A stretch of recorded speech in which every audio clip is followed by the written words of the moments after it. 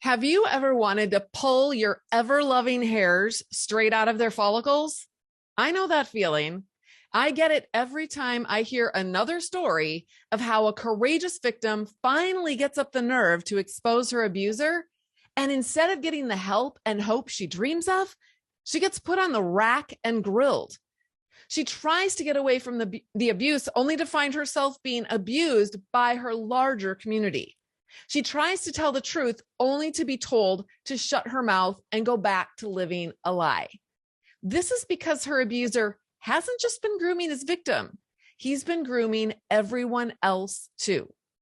My name is Natalie Hoffman of flyingfreenow.com. I am also the author of this book, Is It Me? Making Sense of Your Confusing Marriage, a Christian woman's guide to hidden emotional and spiritual abuse, along with the companion workbook right here. I recently watched Wade Mullen give a presentation on how to spot spiritual abuse. Now, Wade did his doctoral research on the subject of how evangelical organizations manage the impressions that others are forming of them after an image-threatening event. In this presentation, he beautifully lays out the patterns that he discovered. Now, while Wade focuses on spiritual abuse, though, I would like to take the patterns that he researched and applied them to victims of emotional and spiritual abuse in a marriage. I think that some women might hear a presentation like his and see the similarities, but they might not believe that it applies to them because of this perception that emotional abuse isn't as bad as other types of abuse. But it is. And emotional abuse is an integral part of every other type of abuse. It is the longest lasting type of abuse, and it leaves the longest lasting scars on the brain, the spirit, the personality, and even the internal organs of the victim. Emotional abuse can break a victim's physical health down.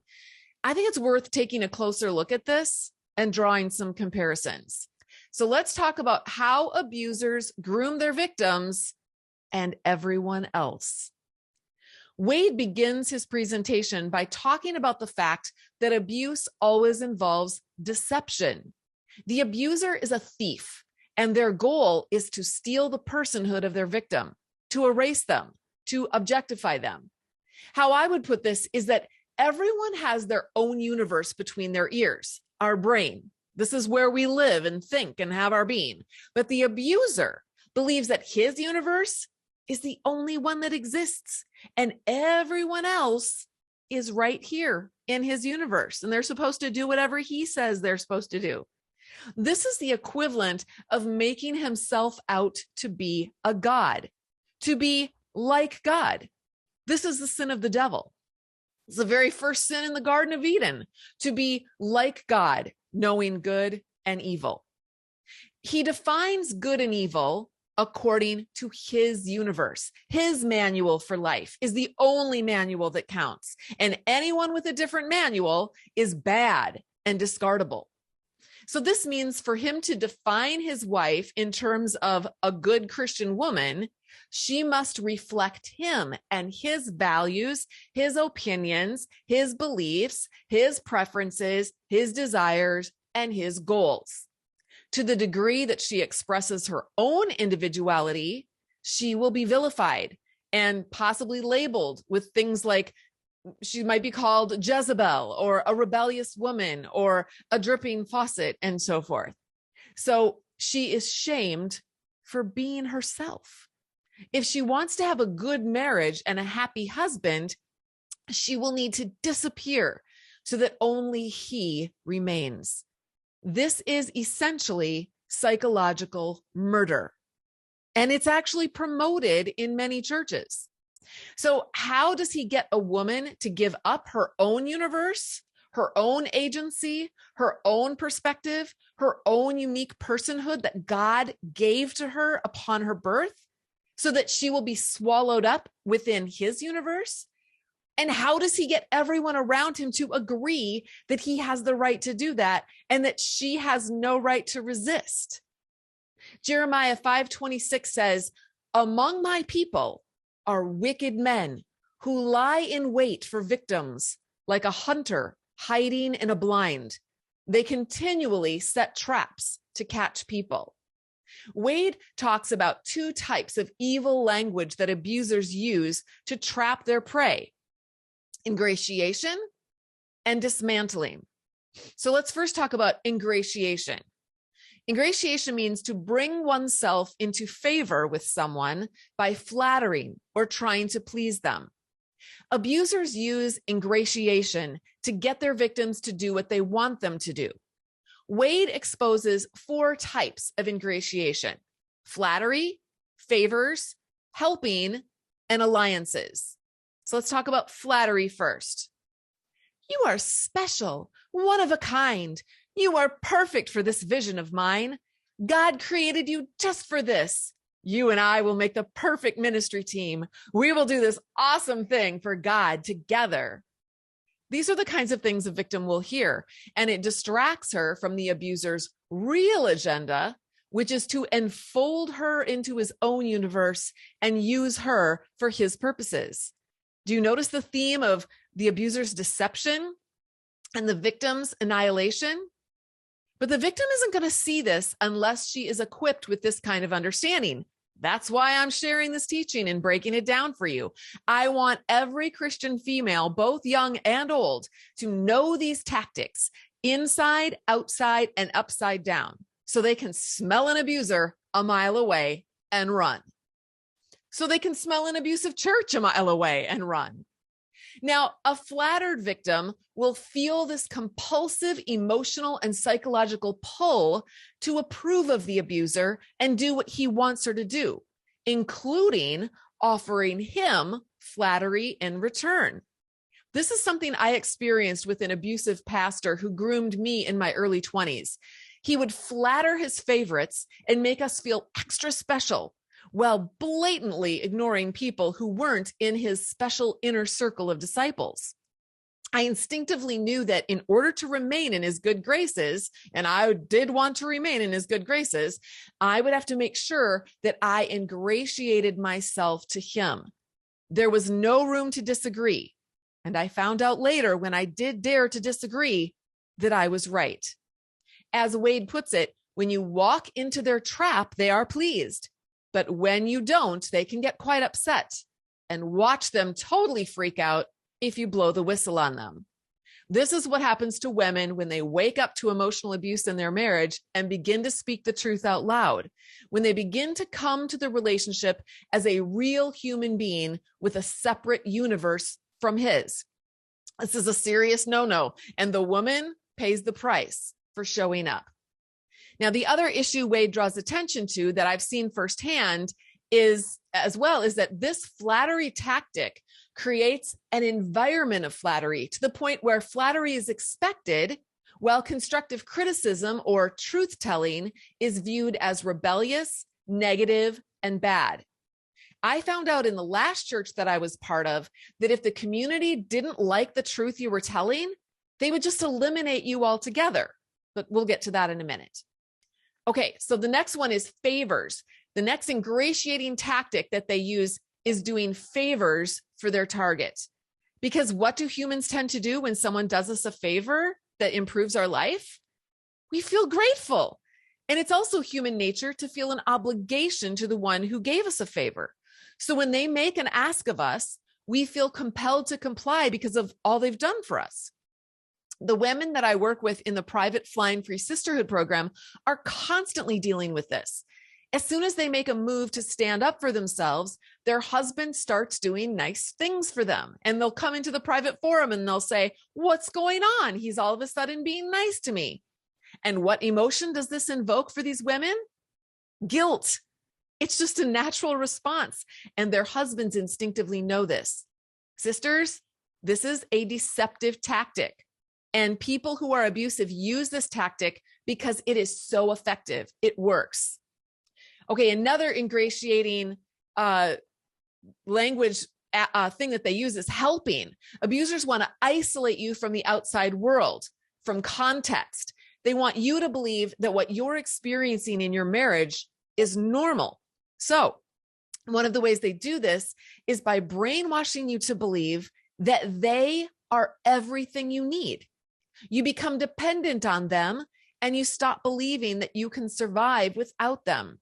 If you test the waters on your own, they will remind you of all the ways that you'll be destroyed if you try to get help anywhere else or strike out on your own. These threats are just further evidence of who these people really are. And then fourthly, alliances. Wade says that the abuser will highlight what you have in common, such as your shared opinions and experiences. We're in this together. We can make it together. And later, they will use this tactic of alliances to separate you from the pack and attack you in that vulnerable position. They will form alliances with your family, your friends, your church, your neighbors, and anyone else that has the potential to support you and help get you out. They will get those people to collude with them and turn on you. You may even find yourself triangulating with him against others that you actually can trust. And you may do it because you want so much for him to approve of you. You want so much to be a team. It feels good and it provides this temporary sense of relief and security. And of course, he loves this because if he can get you to believe that you are the instigator of this distrust, he knows that you will be less likely to give up those beliefs. I hope you can begin to see just how twisted all of this can get. Emotional abuse is an evil, twisted experience that is very difficult to extricate yourself from. Okay, the second thing is that while the abuser is ingratiating his victim to him, he is also doing this. He's dismantling or taking apart her external and internal universe. He is annihilating her. His goal is to cut the victim off from her external support while dishonoring and demoralizing her inner world. He gets her to distrust everything else while creating a world for her and telling her that his world is the only trustworthy world. So she gives her universe over to him and he swallows it up in his. Now she belongs to him. He then exploits that trust by attacking her identity, her inner world. He draws attention to and exaggerates her negative attributes by teasing her, calling her names, or bullying her.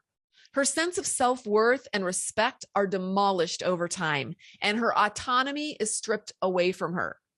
One of the things he attacks is her ability to make choices for herself. She comes to the belief that she can't, that she needs permission and approval from others before she can make any movement in her own life. So her life gets smaller and smaller until she is a trapped bird in a very small cage. She can't even flap her wings without being criticized. Something Wade said really struck me. He said that laughter was a key indicator of this debasement of another human being. How often did my own ex laugh at me or our children for something he disapproved of? Even worse, I remember when a friend told me that she overheard the elders of my former church that excommunicated me laughing about how my ex was treating me. She was shocked. By that time, I wasn't. While people like this put on a spiritual show outwardly to the sheep, I could see their character behind the scenes. I didn't want to believe pastors and elders could be like this, and yet sometimes they are. The Bible talks a lot about people like this. The Bible calls them mockers in the book of Proverbs. Deceiving and annihilating the personhood of another human being for their own gain, this is the abuser's agenda. And this is why it's so hard for her to leave. Her identity is no longer her own. It is woven into his. He attacks her external world. So he attacks her internal world, and now he's going to attack her external world. An abuser wants his victim to be alone without any help or support. And he'll do this in two ways. One way is by brainwashing her to believe that the outside world is dangerous and out to manipulate and destroy her. They will corrupt and contaminate her. He will get her to distrust healthcare workers, social workers, her family of origin, therapists, law enforcement, journalists, the legal system, and anyone else that she may think she can reach out to for help. At the same time that he's feeding her these messages, he is working to create those alliances I mentioned earlier with these same people. He is setting it all up so that if she ever attempts to get out or expose his abuse, he will have the snare already set to ruin her.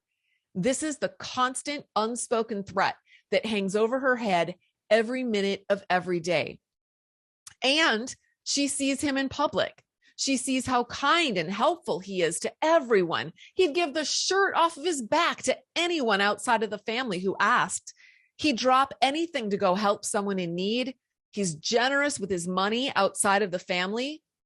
And then he brings God into the abuse. He brainwashes her to believe that he is only upholding God's agenda. God wants you to do this, that, or the other thing. And if she says no to the abuser, she's saying no to God himself. This is terrifying for a Christian woman who loves God. She is set up in a trap meant to destroy her no matter which way she steps. Abusers also eliminate boundaries. Boundaries are what separate our personhood from the personhood of someone else. In a healthy relationship, both partners respect that boundary line and appreciate and respect the full wholeness of the other person as a separate person. In an abusive relationship, one partner eliminates that boundary and engulfs the victim. Abusive churches will do the same thing.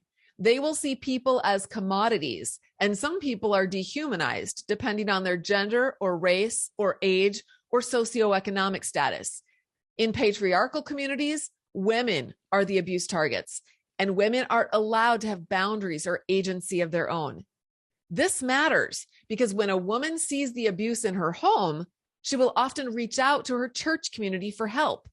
But if their theology has an undercurrent of patriarchy, she is doomed from the beginning. What happens when the community colludes with or agrees with the abuser? This is where I start to pull my hairs out. I see this over and over again, and I experienced the horror of this firsthand. It was by far the worst experience of my life. It was worse than losing my firstborn. It was worse than losing my dad. It was worse than losing my marriage. And my church did it to me. I don't know if they had any clue that their actions were gutting the heart of a woman, but they were. And when I tried to tell them, they ignored me. They simply didn't care. I was worth less than nothing to them. I was a woman. I was my ex's target, and then I became their target. It takes Herculean strength and courage to go against everything you've ever believed or wanted or strived to achieve or worked for and come out and tell the truth about your marriage. For so long, a victim truly believes that the abuse is just normal. That's what she's been brainwashed to believe. So there may even still be some cognitive dissonance within her mind, even as she awakens to more context and more reality and more truth about her situation. I admire women who tell the truth. And instead of the shame that I originally felt, I now feel proud of the woman that I was, scared to death of what could happen to me if I did, and yet willing to risk everything to bring myself back into alignment with my core values and with what I believed was true about Jesus Christ. An abuse victim gets to the place where she wants to tell the truth out of a desire for relief, as well as a desire for others not to have to go through the same things she did. So I laid it all out on the table for the elders and the pastors of my church to see. And instead of the help and love I so desperately craved, I was sentenced to the death of my friendships, my reputation, my marriage, my family, and my church home. My husband had been annihilating me for 2 decades, and the church proudly and piously finished the job and sent me packing. This is the pattern that Wade also discovered in his research. In an abusive ecosystem, there is no place for a truth teller. She is a threat to their entire way of life, to their theology and the way they've always done things. When she goes for help, they turn on her and require her to give an account of every strategy that she used to resist the abuse of her husband. Wade says they are prepared to take her through the same process of abuse. She finally tells her family secrets, and her church not only refuses to believe her, but they give her new secrets to keep. They cooperate with her abuser in working toward keeping her silent and afraid. What a blow to the survivor. There is such a horrific sense of injustice as her abuser is praised and supported for putting up with her. She is often accused of being the abuser herself. I was accused of having a personality disorder and of having an affair. There was no evidence of my abuser's accusations, and yet he was trusted and believed. By the way, I write and teach classes and coach women every day of every week, and I have for over 6 years. I rarely talk about my personal experience, and I've never shared my whole story online. Yet sometimes I'm accused of being an angry, bitter woman for mentioning my experience in public, and that's simply not true. Angry? Yes, I pray God will always give me a portion of his holy anger over abuse and injustice and the deception that destroys men, women, and his children, his precious creation. But bitter? Not on your life. I don't have time for that. I love life and people too much. And I forgive my former church and I forgive my ex for their abuse, though they have never repented of any of it. But I will never pretend that it didn't happen just so that people will say nice things about me or think that I'm a good Christian girl. I'm not a good Christian girl. I'm a warrior, and I train warriors to set captives free. And at night, I go to bed with a smile on my face and say, thank you, Jesus, for this honor. That's not bitter. That's purpose and peace, my friends. And I want that for all of you. Wade tells a story that perfectly illustrates the madness of this type of injustice done in the name of Jesus Christ. He says that it's like a lion who's herding a lamb in the bushes. They hear the voices of the shepherds coming to look for the lamb. So the lion puts on a lamb's skin and goes out to meet them crying, help, help, a lion is hurting me.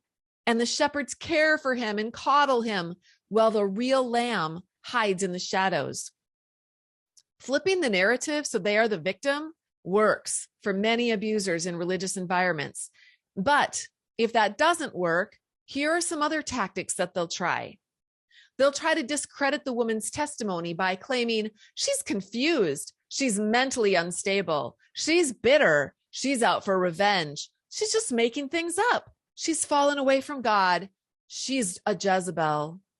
Or they'll make excuses for their behavior and place the blame on someone or something out of their control.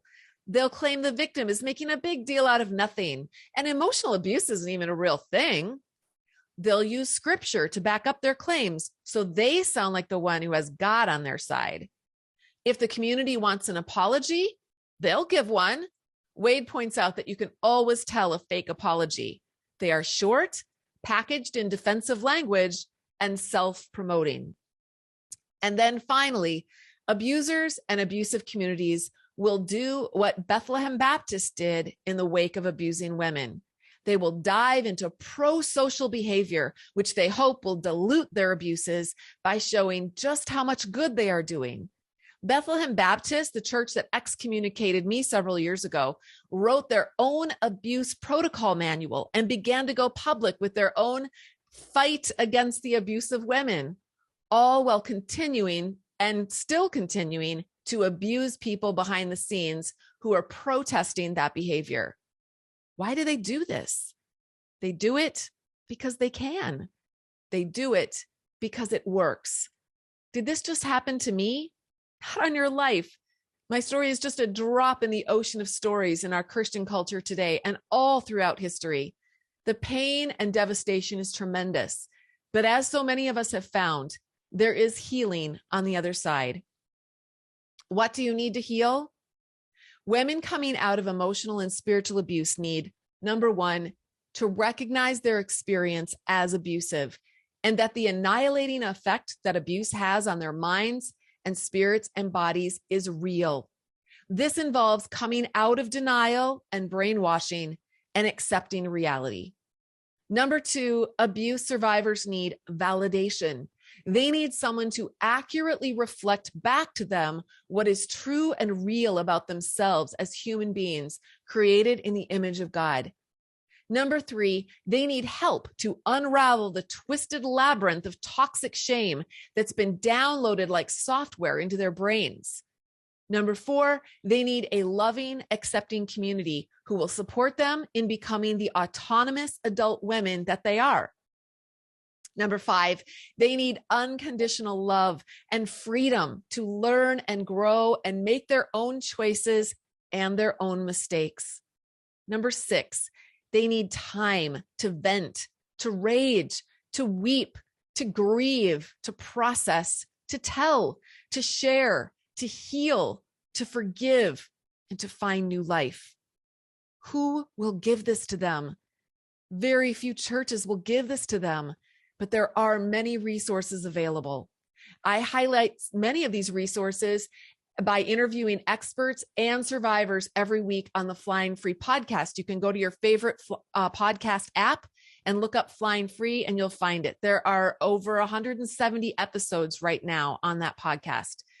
And if you're interested in deep diving with me in this work of transformation, join me inside of the Flying Free program. You can learn more about it by going to joinflyingfree.com. That's all I have for you today. Until next time, fly free.